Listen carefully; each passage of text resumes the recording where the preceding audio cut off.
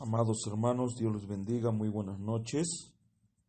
Nuevamente es un placer y un privilegio poder estar al frente de ustedes y mucho más, poder compartir la bendita palabra del Señor. Quisiera por favor que me acompañen abriendo sus escrituras en el libro de San Malaquías capítulo 2, en el versículo 16. San Malaquías, capítulo 2, versículo 16.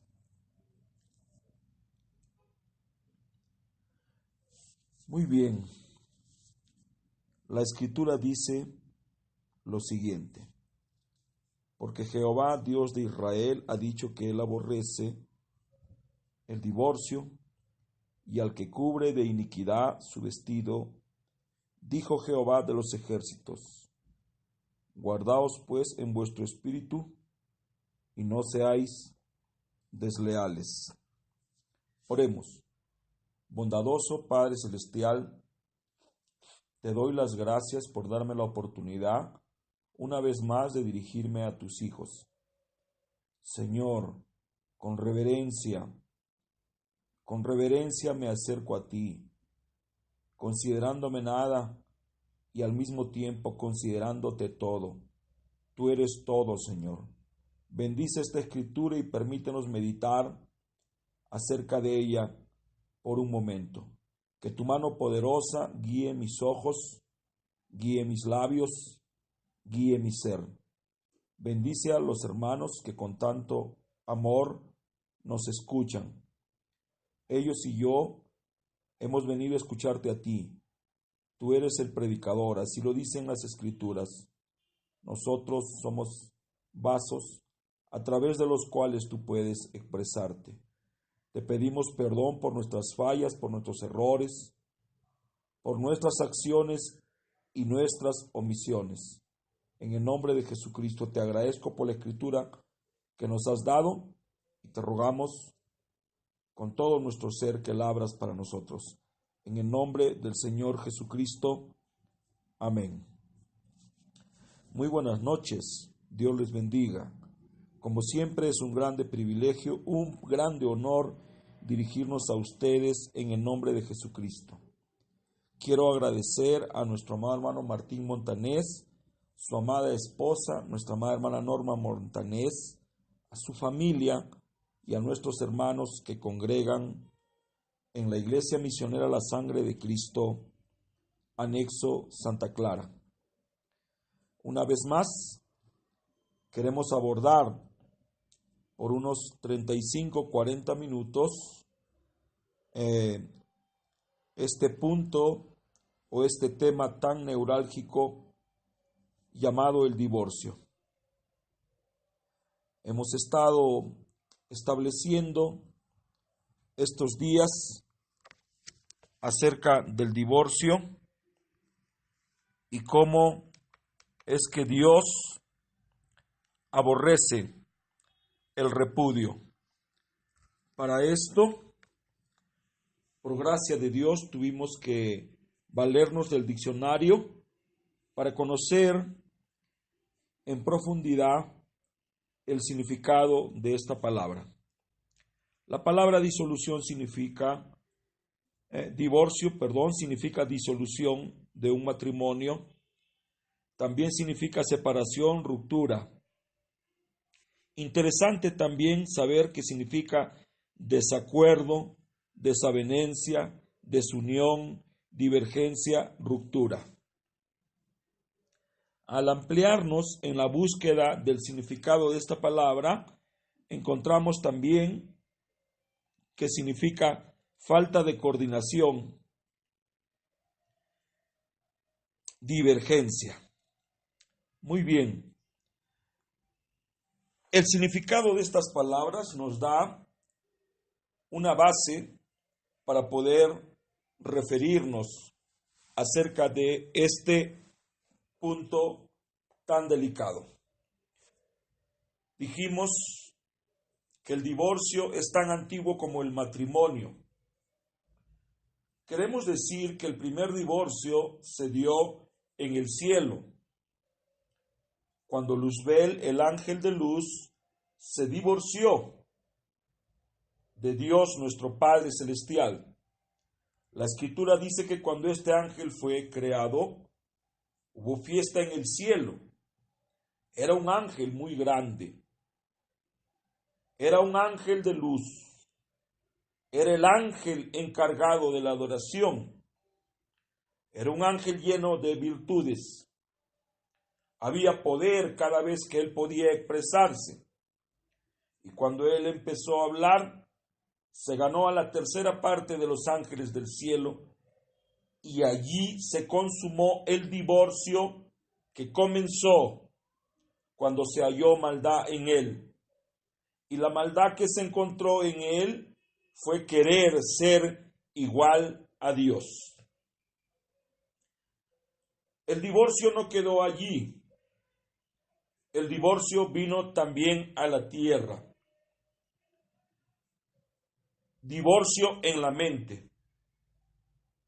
Sabemos que el primer predicador que registran las Escrituras fue la serpiente, quien se acercó a la mujer con toda la sabiduría que él tenía, con todas las preguntas, con todo su cuestionamiento y con todo el conocimiento de la palabra, para decirle que no era lícito comer el fruto de todos los árboles del huerto.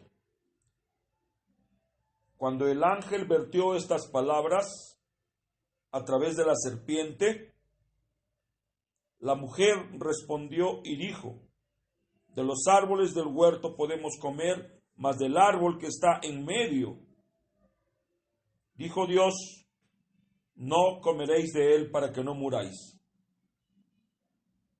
Debemos de saber que todo tiene un principio, todo tiene un comienzo. ¿Dónde nació el divorcio? Hablamos semanas atrás que dos personas pueden vivir en la misma casa y al mismo tiempo estar divorciados, o pueden sentarse a la mesa y estar también divorciados. Es más, pueden dormir en la misma cama y lo mismo estar divorciados, ya que la palabra divorcio significa separación o ruptura. ¿Cuándo empieza un divorcio? La separación de cuerpos o el abandono de hogar es el fin del divorcio. El divorcio empieza, si no nos damos cuenta, con la primera disolución o el primer desacuerdo. Debemos saber que no son las grandes cosas las que afectan el matrimonio, sino las pequeñas cosas a las que no le ponemos la atención que se merece. No fueron las grandes cosas las que golpearon el primer matrimonio, sino las pequeñas cosas de las que se aprovechó el intruso enemigo. El matrimonio es una institución divina que merece cuidado y atención de las partes. El matrimonio se debe de cuidar como la misma vida. El matrimonio le pertenece a Dios. El matrimonio es la unión de dos personas que se aman. Por lo tanto, debemos de mirar el matrimonio no como lo miraban los fariseos. Los fariseos miraban el matrimonio como un compromiso temporal. Por el contrario, Dios mira el matrimonio como algo permanente, como algo que no se puede disolver. Vivimos en un tiempo donde reina los problemas de casamiento y divorcio. La Escritura nos dice que el Hijo del Hombre se manifestaría en días semejantes a los días de Noé. ¿Y qué era lo que pasaba en los días de Noé? La gente compraba, la gente vendía, la gente edificaba, la gente se daba en casamiento y disolvía los casamientos. El tiempo que estamos viviendo no es un tiempo diferente a los días de Noé. Podría yo nombrar con detalle los elementos que nos relacionan con los días de Noé, pero esa no es la razón de este sermón. Nuestro interés y nuestro deseo es contribuir con un poco de las riquezas de la bendita palabra del Señor para poner mayor atención a este punto que está golpeando matrimonios, y si quisiera llevarlo a un término más elevado y espiritual, golpeando la relación de los creyentes o las propias congregaciones. Al ver esto de una manera más sencilla, como para que todos lo comprendan, puedo yo soltar algunas palabras con el fin de poner a trabajar nuestra mente, y puedo vertir algunas preguntas y decir qué fue lo que pasó en el primer matrimonio. ¿Cuál fue el descuido? Posible, Adán estaba muy preocupado desarrollando el ministerio que Dios le había encargado. Todos sabemos que él era el Señor de la tierra, el administrador y representante de Dios. Si pudiéramos decirlo con palabras más entendibles, él era el gobernador de la tierra. Yo en mi mente de joven puedo pensar que él estaba totalmente sorprendido por el poder que tenía la palabra hablada. Dios le había encargado darle nombre a todos los animales y a todas las especies. Nosotros sabemos que Adán tenía dominio total sobre el tercer jalón, que es la palabra hablada. Ahora, él tenía todo el tiempo del mundo. Quiero, como un paréntesis, decir que Adán estaba viviendo en el séptimo día. Dios todo lo creó en 6 días y el séptimo descansó. Y en el desarrollo de ese séptimo día fue donde Adán cayó. Ahora sabemos que Adán no podía fallar, él no podía ser engañado, pero sí el coproducto que salió de él y que fue la mujer. ¿Quién era la mujer? Era la otra mitad de Adán. Amén, hermanos. Adán amaba mucho a su esposa amaba mucho a Adán. Era una pareja perfecta, al mismo tiempo una pareja a la cual Dios le había dado un encargo. El encargo era que se fructifiquen y se multipliquen. Sabemos nosotros que ellos no iban a traer hijos a través del deseo sexual. Los hijos que ellos iban a traer iban a ser hijos a través de la palabra hablada o a través del desarrollo del tercer jalón. Pero no fue así. Muy por el contrario, miramos en las escrituras que se le acercó un predicador, sabía hablar, tenía el don de la expresión, era experto en el convencimiento y se tomó el tiempo suficiente hasta poco a poco separar la atención que tenía la mujer hacia su Señor. Creo con todo el corazón que el hombre debe dedicarle a su esposa la debida atención. La esposa debe dedicarle al esposo la debida atención. Cuando eso no sucede, la semilla del divorcio empieza a germinar. Dice la Biblia que todo tiene su tiempo. Hay tiempo para adorar, hay tiempo para alabar, hay tiempo para escuchar la palabra.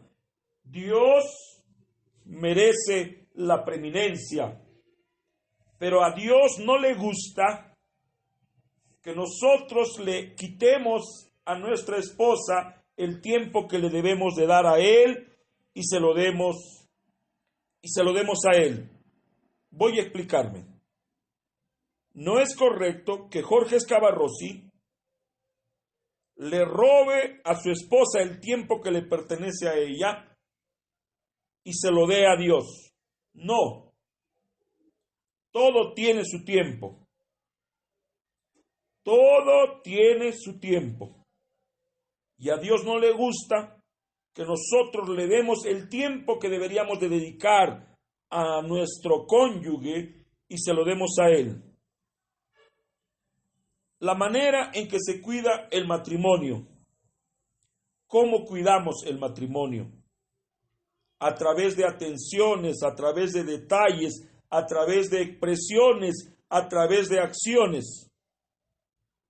El matrimonio es como una flor y esa flor se riega con atenciones, con detalles, con palabras, con acciones.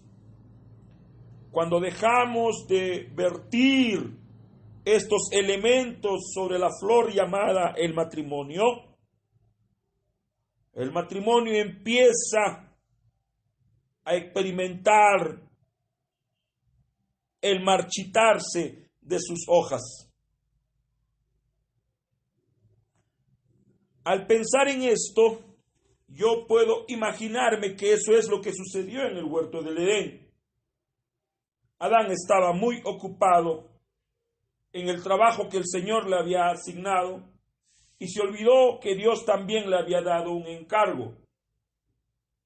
Posible se olvidó que Dios dijo, no es bueno que el hombre esté solo. Y empezó a dedicarle tiempo a lo que él tenía que hacer y alguien se aprovechó de esa descoordinación. Alguien aprovechó la ausencia de Adán en la vida de la mujer. Porque cuando la serpiente se acercaba a la mujer, no era cuando Adán estaba, era en la ausencia de él. Él aprovechó la ausencia, ese punto débil, esa fragilidad. Ahora sabemos que la mujer fue creada para ser engañada. La razón es que ella era inocente. Por eso es que ella no pecó. Ella fue engañada. El diablo se aprovechó de la inocencia que ella tenía y a través de palabras, logró captar su atención. Y cuando captó la atención de ella, sembró en su mente semillas de separación de su Señor, su esposo. Como tenía todo el tiempo, aprovechaba las ausencias de Adán para regar la semilla que él había sembrado con palabras, palabras y más palabras, hasta que un día esa semilla germinó. Y cuando germinó, el divorcio ya no estaba, la separación ya no estaba solo en la mente, ahora empezó a evidenciarse, empezó a notarse. Hay algunas señales de alarma que nos pueden mostrar que el matrimonio está merodeando o el divorcio está merodeando nuestros matrimonios. Cuando una pareja deja de hablar, es una señal de alarma. Cuando la comunicación, ¿qué es la comunicación? La comunicación es el privilegio que tenemos de transmitir nuestros sentimientos a través de las palabras. Pero he aprendido acerca del lenguaje. A veces pensamos que el lenguaje se refiere solo a hablar, pero los que saben y los que estudian enseñan que el 60% del lenguaje es el movimiento corporal, el lenguaje corporal. El otro 30% es el timbre de nuestra voz y el 10% restante es lo que hablamos. Quiere decir que una señal de alarma en el matrimonio es cuando dejamos de hablar, cuando dejamos de expresarnos, cuando no manifestamos nuestros sentimientos, cuando no tenemos el valor para hablar de nuestros disgustos, cuando nos detenemos de expresar lo que me gusta y lo que no me gusta. Pero el lenguaje es el 60% corporal. En un matrimonio debe de reinar el lenguaje corporal. Las miradas, las sonrisas, las caricias. Podemos hablar con nuestros ojos. Podemos hablar con una sonrisa. Podemos expresar cómo nos estamos sintiendo con una mirada. Podemos decir lo mucho que amamos a una persona a través de un abrazo, una caricia. Estoy hablando del matrimonio. No es correcto para un hombre ir abrazando a una mujer que no es su esposa, a una mujer que no es su hija o a una mujer que no es su madre. Debe de haber en nosotros la suficiente reverencia para respetar a nuestras damas. He aprendido a lo largo de mi carrera, como un hombre de Dios, a mirar a las ancianas como a mi madre, a las jóvenes como a mis hijas, a mis contemporáneas como a mis hermanas. Debo de tener cuidado cuando hablo con las señoritas. Jamás debo de mirarle a los ojos. Jamás debo regalarle un halago, ni mucho menos recibirlo de ella. Jamás debo de hablar más de lo permitido. Jamás debo de ocultar a sus padres el tenor de lo que pueda hablar con sus hijas. Pero en el matrimonio deberían de reinar el lenguaje corporal. Debería de reinar las miradas de amor, de ternura. Deberían de reinar las caricias. Deberían de reinar las palabras bonitas. Deberían de reinar las palabras que acarician. Cuando en el matrimonio la pareja deja de hablar, cuando la pareja duerme espalda a espalda, cuando la pareja no comunica lo que está sintiendo, puedo decir sin temor a equivocarme que ese matrimonio empezó a desmoronarse, o sea, a divorciarse, porque la palabra divorcio significa separación.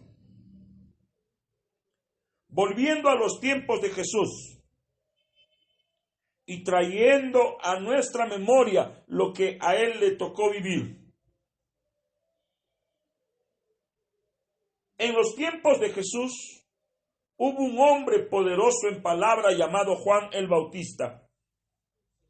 Este hombre fue entrenado por Dios en el desierto por 21 años, porque él tenía que realizar un supremo ministerio que duraría 6 meses. Durante 6 meses Juan el Bautista empezó a predicar con autoridad y con poder. Iba llamando a la gente al arrepentimiento. La razón era porque su papel era prepararle el camino a Jesús. Cuando la gente le preguntó a él quién era, él no tuvo reparos ni temor de identificarse con las Escrituras y decir: si quieren saber quién soy yo soy la voz que clama en el desierto. Ahora, él no tenía una iglesia de 4 paredes. El mundo era su púlpito y se paraba a las orillas del Jordán y a voz en cuello empezaba a pregonar la venida del Mesías. Entre sus oyentes se encontraba el grande y el ilustre Herodes. Dice la Biblia que Herodes escuchaba a Juan de buena gana. Juan era un hombre que no tenía reparos en tocar la palabra del Señor, pero al mismo tiempo era un hombre muy amoroso. Sino, ¿cómo explicamos que a Herodes le gustaba escucharle? Decir la verdad no significa ser grosero o altanero. Decir la verdad no significa ser hiriente. Podemos decir la verdad con amor. La verdad sin amor es tan dañina como la mentira. Necesitamos hombres de amor para transmitir el mensaje de Dios, que es un mensaje de amor. Puedo imaginar a Juan el Bautista en uno de sus servicios predicar mirando a los ojos de la gente, cuando de repente sus ojos se cruzaron con los ojos de Herodes. ¿Y qué le dijo? Herodes, no es correcto, no es lícito. A Dios no le gusta que vivas con la mujer de tu hermano. Eso es adulterio. ¿Quién mató a Juan? No lo mató Herodes, no lo mató Herodías, lo mataron sus palabras. Él fue un hombre, él murió por su palabra, porque si él hubiera querido, hubiera predicado un sermón a la medida de Herodes. Se hubiera congraciado con Herodes. Se hubiera hecho amigo de Herodes. Pero no. Él dijo, mejor solo, pero con Dios, que quedarme con todos y el favor de todos, pero sin Dios. Y cuando Juan el Bautista, mirándole a los ojos, le dijo a Herodes, no es correcto, rey Herodes, que vivas con la mujer de tu hermano. Eso no se hace, eso es penado por la palabra. Él estaba firmando su sentencia de muerte. Juan murió por lo que dijo. Cada uno de nosotros deberíamos de morir por nuestras propias palabras. Un verdadero hombre es aquel que respeta su propia palabra. Dios es Dios porque honra su propia palabra, y Juan no podía ser diferente a Dios. Él iba a morir por su propia palabra, y fueron las palabras de Juan las que lo mataron. Él murió por lo que dijo.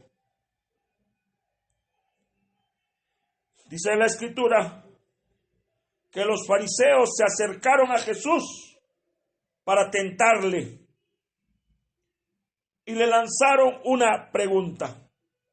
No era porque quería saberla, era para tentarle. Dijeron, vamos a hacer que este hombre muera por sus propias palabras, que sean sus palabras las que lo maten. Vamos a hacer que contradiga al profeta Moisés. Y dijeron, ¿es lícito a nosotros repudiar a nuestra mujer por cualquier cosa? Podemos mirar lo que había detrás de su pregunta. Ellos creían que el matrimonio era algo temporal. ¿Qué respondió Jesús? ¿Acaso ustedes no han leído que cuando Dios hizo al hombre, en el principio los hizo varón y hembra? ¿Acaso no saben que por esta causa dejará el hombre a su padre y a su madre y se unirá a su mujer y los dos serán una sola carne? ¿Acaso ustedes no saben que cuando una pareja se casa ya no son dos, sino uno? ¿Qué estaba queriendo darles a entender Jesús? ¿Qué hay detrás de estas palabras? Detrás de estas palabras podemos mirar lo que Dios piensa acerca del matrimonio. Dice la Biblia, tus pensamientos no son mis pensamientos, ni mis pensamientos son los tuyos. Cuando el hombre piensa acerca del matrimonio, piensa como algo temporal. Pero cuando Dios piensa acerca del matrimonio, lo mira como perpetuo. Para el hombre, el matrimonio es la unión de dos. Dios, cuando mira un matrimonio, no ve dos. Para Dios, el matrimonio es y debe de ser una unidad. Cuando Jesús le respondió esto, lejos de aceptar que lo que él estaba diciendo era la verdad, protestaron con otra pregunta. Entonces, si es como tú dices, ¿por qué Moisés nos dio el derecho de dar carta de divorcio y de repudiarla o de separarla o de rechazarla o de divorciarnos? Jesús rápidamente respondió, por la dureza de vuestro corazón Moisés os permitió eso, mas al principio no fue así. Yo digo que cualquiera que rechace a su mujer, que se separe de su mujer o que se divorcie de su mujer, salvo por causa de fornicación, y se casa con otra, adultera. Y el que se casa con la divorciada, con la repudiada, con la rechazada adúltera. Me sorprende ver cómo los discípulos se entristecieron al escuchar las palabras de Jesús y le dijeron al Señor: si es así la condición para vivir con mujer en matrimonio, entonces no conviene casarse.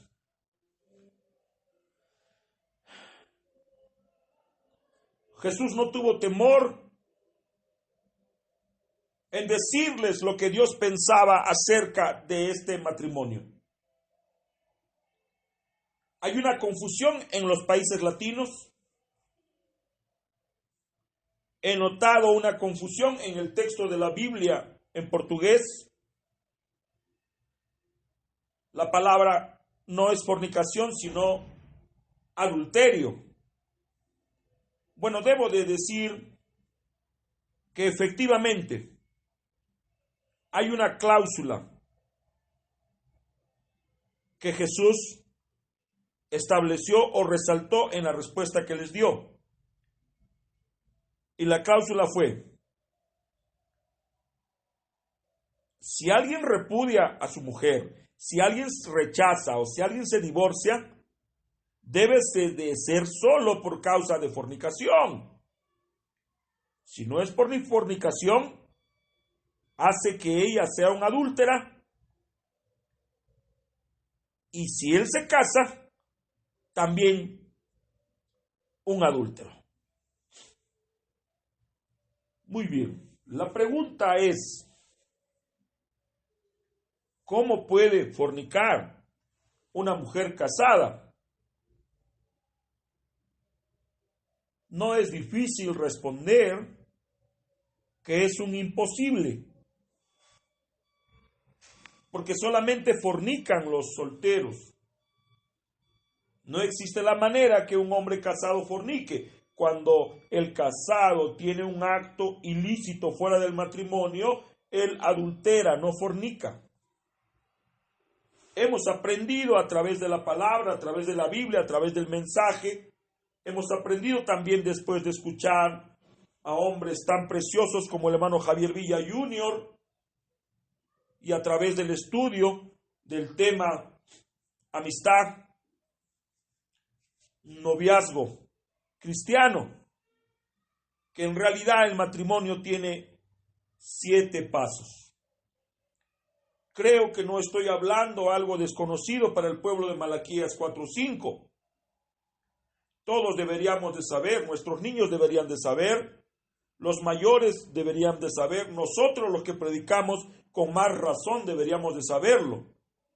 El matrimonio tiene 7 pasos. El último de esos pasos es la consumación. El número 7 significa consumación. Todos sabemos o debemos de saber que la primera fase en la carrera del matrimonio es la amistad. La segunda es el noviazgo. La tercera es la confesión. La cuarta es el compromiso. La quinta son las bodas. El sexto nivel, la fiesta de las bodas. El séptimo nivel es la luna de miel, la consumación. Todos debemos de saber que es así. A través de este estudio, nosotros podemos sumergirnos en el significado de lo que Jesús dijo. ¿Por qué la cláusula para la carta de divorcio? ¿Por qué la carta de repudio? ¿Por qué tiene la palabra fornicación?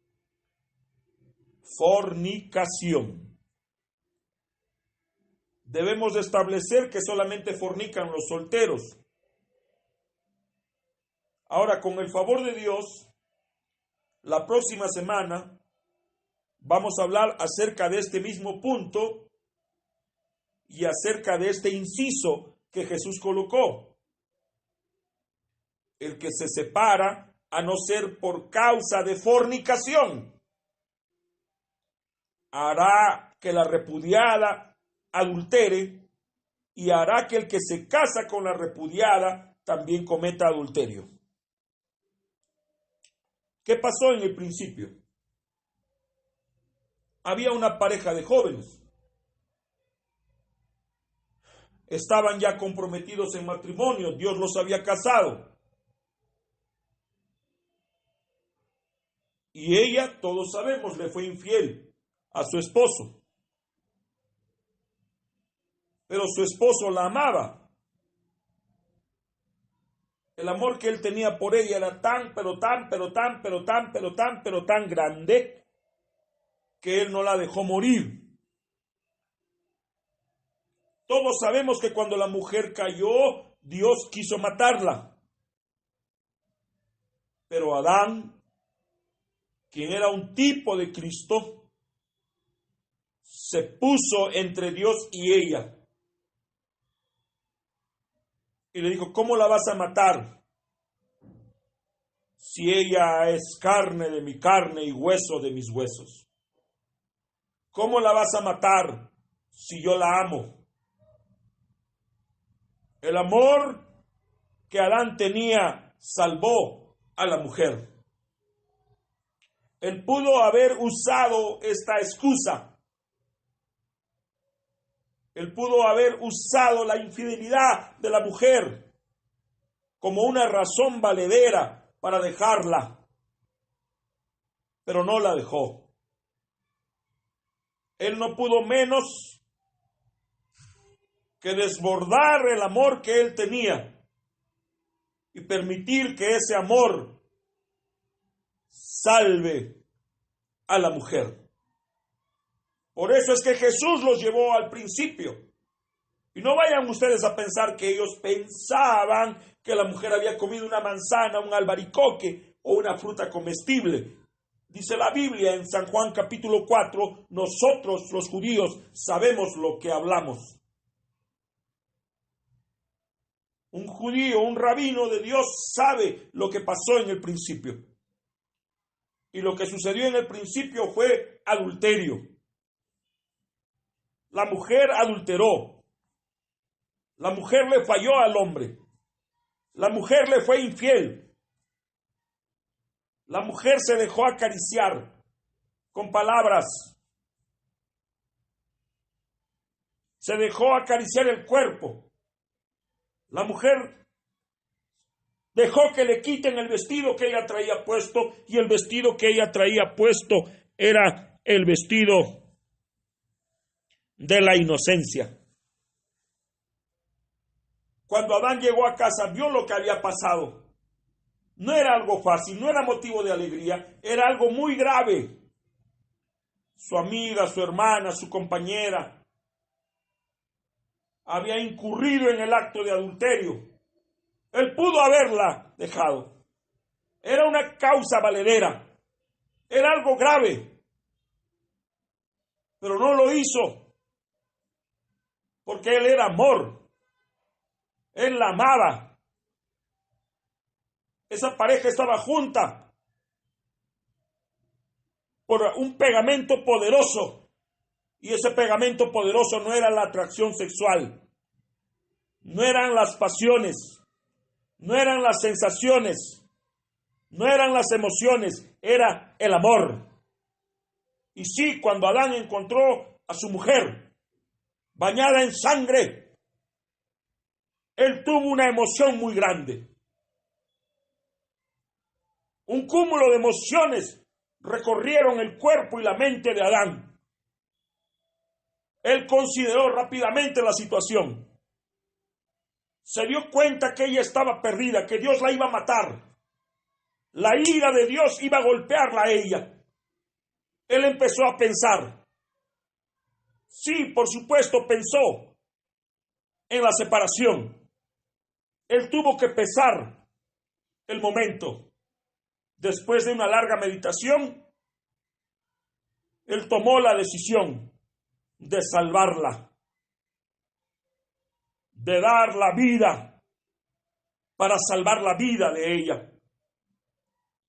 ¿Quién salvó a la mujer? El amor, porque Adán era amor.